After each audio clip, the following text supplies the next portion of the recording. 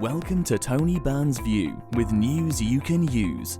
Tony has over 32 years of experience as a chartered financial planner and wealth manager.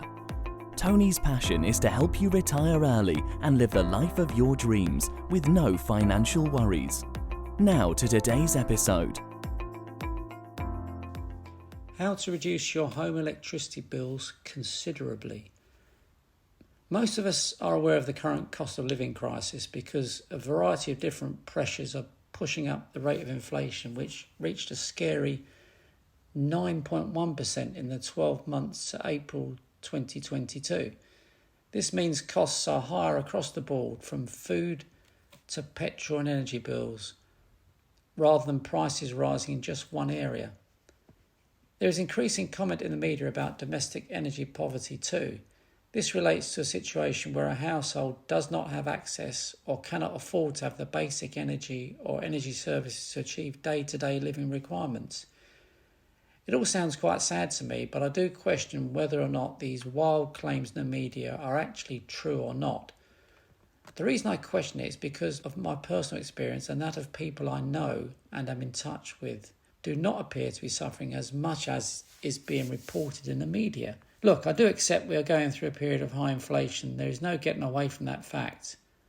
For an explanation of inflation, read the blog I wrote 6 months ago about it, called Why Inflation Destroys Your Savings and What to Do About It.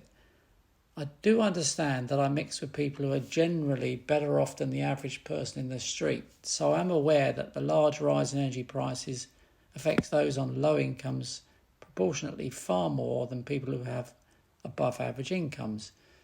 So this blog is directed at people who are home-owning baby boomers. In other words, people who are aged 55 plus. In this cohort, I see little or no signs of energy poverty. In fact, quite the opposite, energy abundance. Generally speaking, I find that people who are self-disciplined in one area of their life are usually self-disciplined in all areas. So our clients are people who are good with money. They are self-disciplined, so they spend less than they earn. When they spend money on their properties, they are usually quite sensible with what they spend it on and not extravagant or wasteful. A number of our clients have not only invested in solar panels, but solar batteries too. They tell me that their energy bills are ridiculously low. In fact, laughably low. So low that they pay little, if any, money above the standing charge element of their bills. I've always maintained that every person has an individual inflation rate because everybody's expenditure is different. For example, if you are a smoker and a drinker and you drive a petrol or diesel car, then your personal inflation rate will probably be higher than that of a teetotal, non-smoking driver of a fully electric car. So it is with home energy costs. Not everyone is affected by higher energy prices. A near neighbour of mine who has just had solar batteries installed claims that his energy bills have reduced by 90% in spite of the recent energy cost hike. I had solar panels installed 7 years ago at a cost of about £7,000. My feed-in tariff, or FIT, payment has averaged £600 a year since, so I've just about reached break-even point. I have now ordered a solar battery that will cost me £6,000. This will result in my home energy costs reducing to a minimal amount each month. The payback period on this investment is likely to be even quicker. My latest FIT payment for the last quarter has been calculated at £248 and will be credited to my bank account shortly. A solar panel system would typically cost around £5,000 to £7,000. The payback period could be 10 years or more. Fueling your house with solar generated electricity can shave a hefty sum off of your monthly energy bills.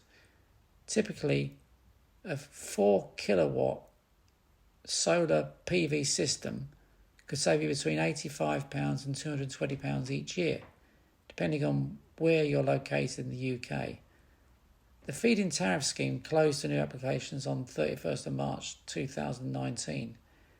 However, households that have an eligible system in place to generate their own electricity from renewable or low-carbon sources, such as solar or wind power, can still receive feed-in tariff payments.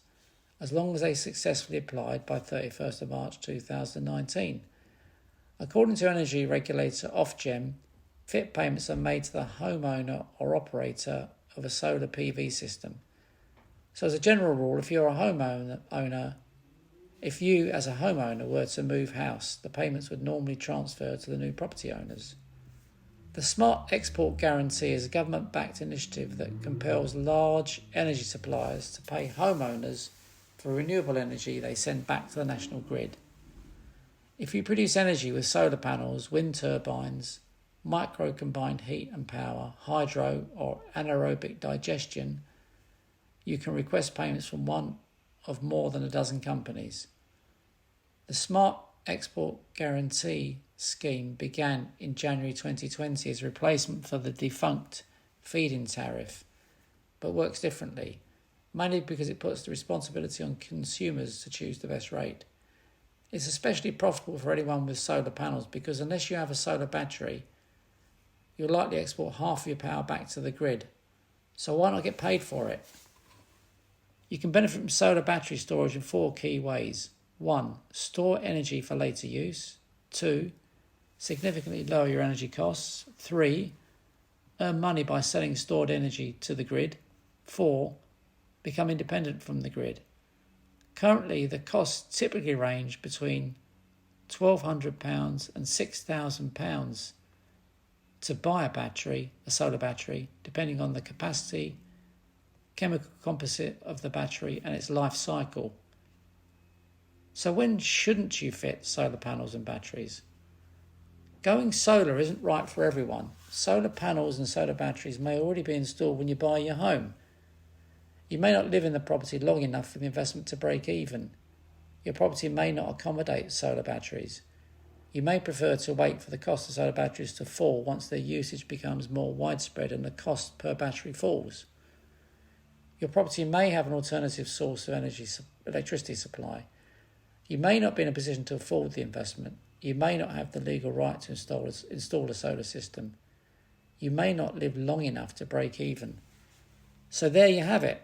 If you're a homeowner, you should seriously consider having solar panels and solar batteries installed, assuming it is feasible and you fit the criteria, in order to reduce your electricity costs substantially and experience energy abundance. However, it is important to get expert advice from a solar specialist, as it is a complex subject and a solar system isn't right for everyone. You know it makes sense.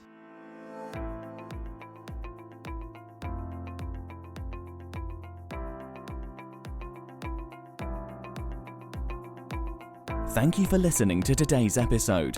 If you enjoyed it, don't forget to share it with your friends and family. For more information, head to www.wealthandtax.co.uk.